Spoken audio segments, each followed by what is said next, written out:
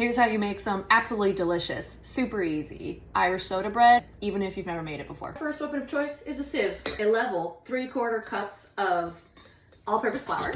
When they say level, they just mean that you don't have like a hill of flour. Teaspoon of baking soda.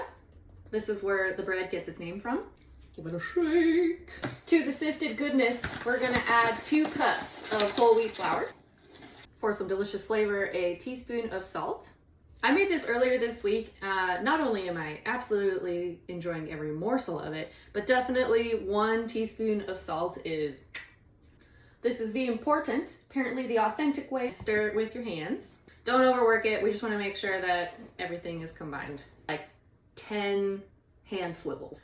2-ish tablespoons of chopped up butter. It can be cold or room temperature, it really doesn't matter. But what we're gonna do is again use our fingies, which is the authentic Irish way.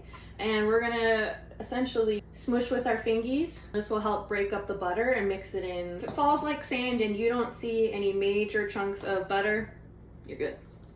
That's what mine looks like. Now the wet ingredients. 1 egg, 1.5 cups of buttermilk. Make sure to shake it like a Polaroid picture. Also, if you don't have buttermilk, you can make it with milk and lemon juice. And for a delicious balance, we're adding a tablespoon of maple syrup. Honey works too. Give it a whisk. The authentic way is to mix these two with your handsies.